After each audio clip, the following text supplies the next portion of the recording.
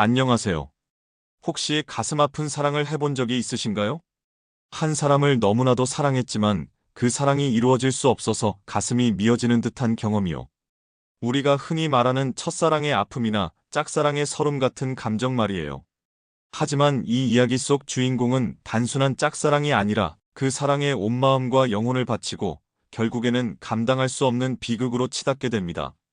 오늘 소개할 작품은 요한 볼프강 폰 괴테의 젊은 베르테르의 슬픔입니다. 이 작품은 단순한 사랑 이야기 그 이상입니다. 베르테르가 경험한 사랑은 한 인간의 감정을 극한으로 몰고 가며 그의 내면을 뒤흔들고 결국 삶과 죽음의 경계를 넘나들게 만들죠. 18세기 유럽을 뒤흔든 이 소설은 당시 수많은 젊은이들에게 엄청난 영향을 끼쳤고 베르테르 효과라는 말까지 생겨날 정도로 강렬한 파장을 일으켰답니다. 그렇다면 이토록 강렬한 작품을 쓴 요한 볼프강 폰 괴테는 누구일까요? 그는 독일 문학을 대표하는 대문호이자 시인이며 극작가이자 철학자이기도 했습니다. 파우스트, 비렐름 마이스터의 수업시대 등 수많은 걸작을 남긴 괴테는 단순한 문인이 아니라 예술, 과학, 정치 등 다양한 분야에서 활동했던 천재였습니다. 하지만 그 역시 사랑에 상처받고 깊은 감정을 품은 한 사람이었죠. 사실 젊은 베르테르의 슬픔은 괴테의 실제 경험에서 탄생한 작품입니다. 그가 사랑했던 여인 샤를로테 부프는 이미 약혼자가 있었고 괴테는 이루어질 수 없는 사랑에 괴로워해야 했어요. 그리고 그의 친구 예루살렘이 사랑의 절망 속에서 극단적인 선택을 하는 사건까지 겪으며 그는 이 모든 감정을 소설 속에 담아냈죠. 그렇기에 이 작품은 단순한 창작이 아니라 작가의 아픈 기억과 감정이 고스란히 녹아있는 이야기라고 할 수 있습니다. 그렇다면 뜨거운 열정과 깊은 절망이 교차하는 베르테르의 이야기를 함께 들어볼까요? 독일의 작은 마을 한 젊은 남자가 도착합니다. 그의 이름은 베르테르. 도시 생활에 지친 그는 한적한 시골에서 평온한 삶을 즐기고자 합니다. 자연을 사랑하고 문학과 예술에 깊이 몰두하는 그는 매일같이 산책을 하며 풍경을 감상하고 감수성이 담긴 편지를 써내려갑니다. 하지만 그가 이곳에서 진정한 행복을 찾을 것이라 믿었던 순간 운명은 그를 예상치 못한 방향으로 이끕니다. 어느 날 그는 무도회에서 한 여인을 만나게 됩니다. 그 여인의 이름은 로테라고 하며 아름다움과 우아함을 겸비한 그녀는 주변 사람들에게 따뜻한 사랑을 베푸는 인물입니다. 로테는 일찍이 어머니를 여의었고 어린 동생들을 돌보며 한 집안의 중심이 되어 살아가고 있었습니다. 그녀의 친절한 미소와 다정한 말투는 베르테르의 가슴속 깊이 자리 잡으며 단숨에 그를 사로잡습니다. 그러나 곧 그는 뼈아픈 현실을 마주하게 됩니다. 로테는 이미 약혼자가 있었던 것입니다. 그녀의 약혼자 알베르트는 신중하고 합리적인 남자로 로테와 오랜 시간 함께해온 사람이었습니다. 베르테르는 처음에는 이 사실을 담담히 받아들이려 노력하지만 시간이 흐를수록 그의 감정은 더욱 깊어져만 갑니다. 그는 로테와 함께하는 순간이 너무나도 행복하지만 동시에 가슴을 저미는 고통을 느낍니다. 그녀의 한마디, 그녀의 미소 하나에 그의 하루가 달라지고 그녀가 다른 이와 함께 있는 모습을 볼 때면 감당할 수 없는 질투와 절망에 휩싸입니다. 하지만 그는 자신의 감정을 숨긴 채 로테 곁에 머물며 그녀와의 시간을 소중히 여깁니다. 그의 편지는 점점 더 격정적으로 변해갑니다. 그는 자연의 아름다움을 노래하며 사랑의 황홀함과 고통을 동시에 토로합니다.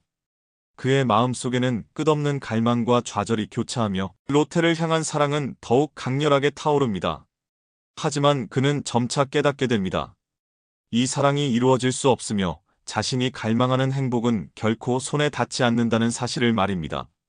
그의 내면은 점점 더 격렬한 소용돌이에 휩싸이고 그는 스스로의 감정을 통제할 수 없게 됩니다.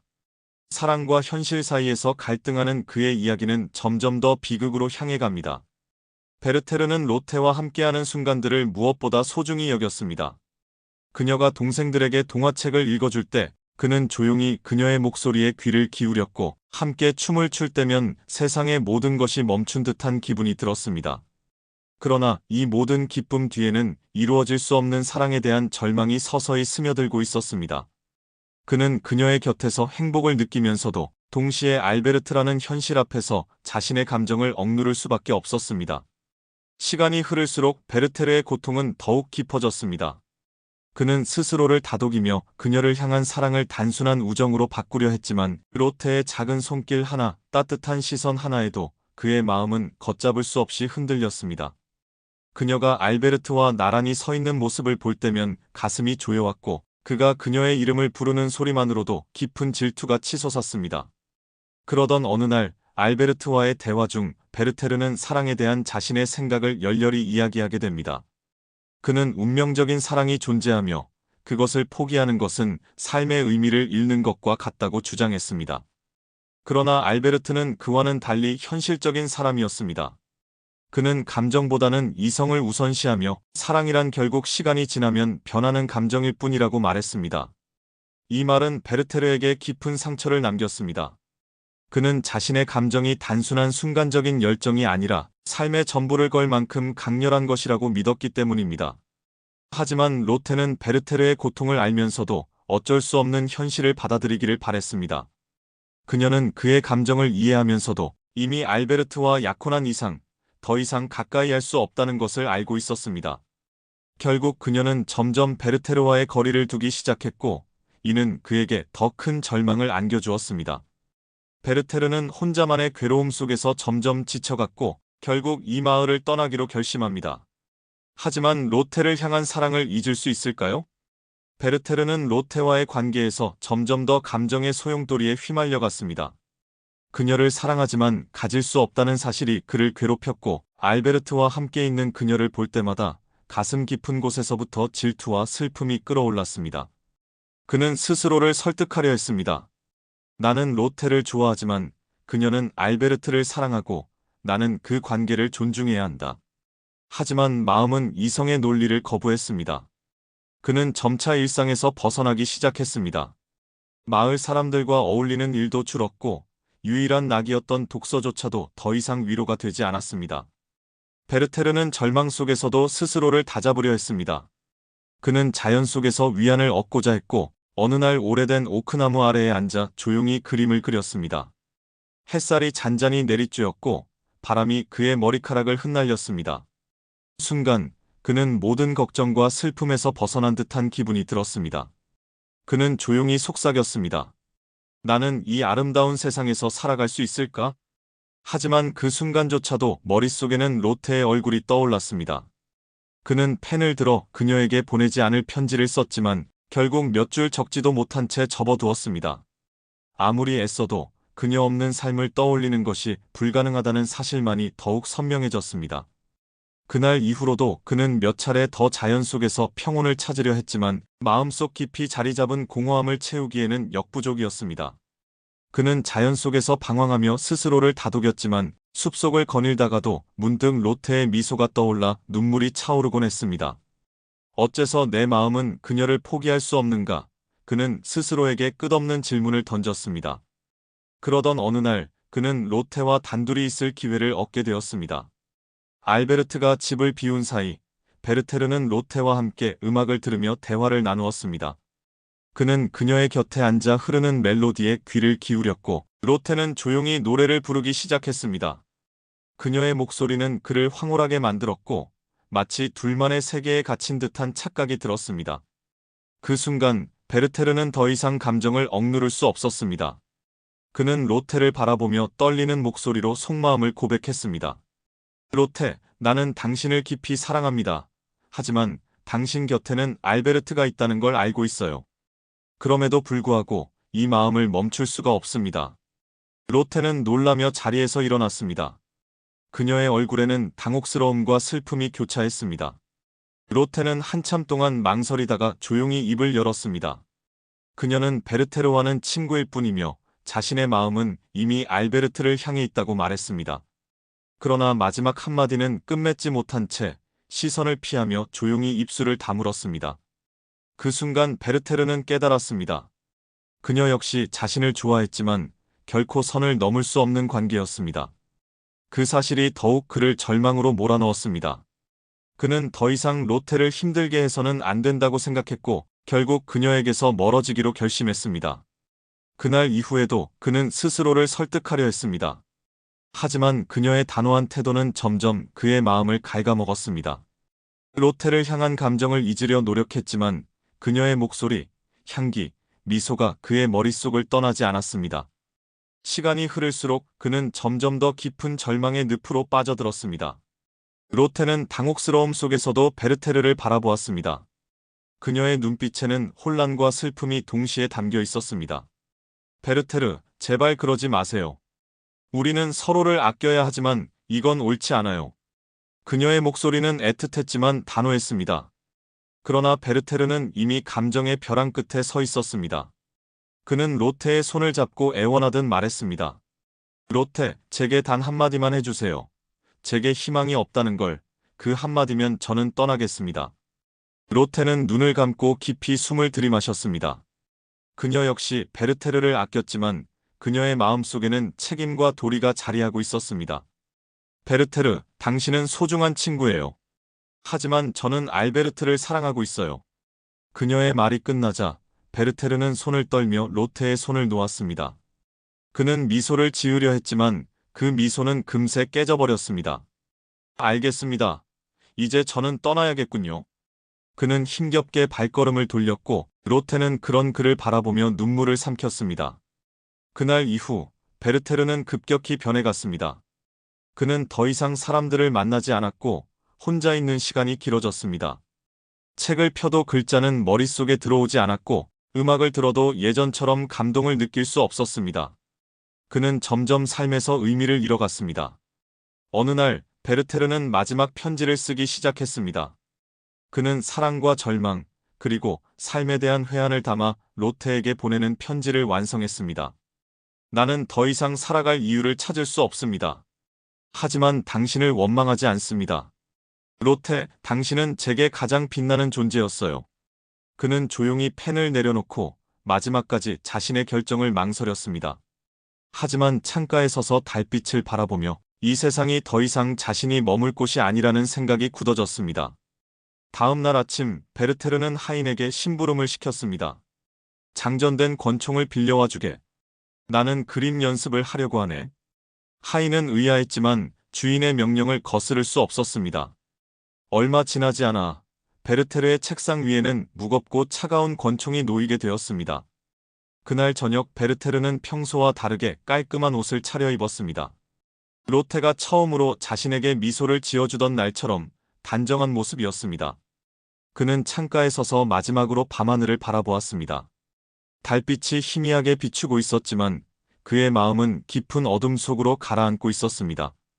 저 멀리 반짝이는 별들 속에서 그는 로테의 눈빛을 떠올렸습니다. 그리고 얼마 지나지 않아 그는 극단적인 선택을 하고 맙니다. 조용한 방 안에서 한 발의 총성이 울려 퍼졌습니다. 베르테르가 숨을 거둔 후 그의 방은 고요 속에 잠겼습니다. 문 밖에 있던 하인이 놀라 문을 열었을 때 베르테르는 쓰러져 있었습니다. 하인은 몸을 떨며 급히 사람들을 불러 모았고 얼마 지나지 않아 집주인과 몇몇 이웃들이 방으로 달려왔습니다. 그들은 깊은 슬픔과 혼란 속에 빠졌습니다. 그의 손에는 로테의 편지가 꼭 쥐어져 있었고 입가에는 희미한 미소가 맺혀 있었습니다. 베르테르는 그렇게 세상을 떠났습니다. 그의 이야기는 마을 사람들에게 전해졌고 로테와 알베르트 역시 그 소식을 듣고 깊은 충격에 빠졌습니다. 로테는 눈물을 흘리며 그의 편지를 가슴에 품었고 알베르트는 조용히 그녀의 손을 잡았습니다. 로테는 베르테르의 마지막 편지를 손에 쥐고 한동안 아무 말도 하지 못했습니다. 그의 진심이 담긴 절절한 문장들이 그녀의 가슴을 후벼 팠습니다. 그는 끝까지 그녀를 사랑했고 그 사랑을 품은 채 세상을 떠났습니다. 하지만 로테는 베르테르를 사랑하면서도 알베르트를 떠날 수 없었습니다. 그녀의 마음속에는 깊은 슬픔과 죄책감이 교차했고 어쩔 수 없었던 운명 앞에서 눈물을 흘릴 수밖에 없었습니다. 알베르트 역시 복잡한 감정에 휩싸였습니다. 그토록 자신을 존경하고 때로는 질투하기도 했던 베르테르가 결국 자신의 곁에서 생을 마감했다는 사실을 받아들이기 어려웠습니다. 그는 로테를 바라보며 말없이 그녀의 손을 잡았지만 두 사람 사이에는 설명할 수 없는 거리감이 생긴 듯 했습니다. 베르테르의 장례식은 조용하고 간소하게 치러졌습니다. 그의 유서와 편지들은 가까운 이들에게만 공개되었으며 마을 사람들은 한동안 그에 대한 이야기를 나누었습니다. 어떤 이는 그의 사랑을 안타까워했고 또 어떤 이는 그를 감정에 휩쓸린 어리석은 청년이라며 안타까운 시선을 보냈습니다. 하지만 누구도 부정할 수 없는 것은 그의 순수한 열정과 깊은 사랑이 많은 이들의 마음을 울렸다는 사실이었습니다.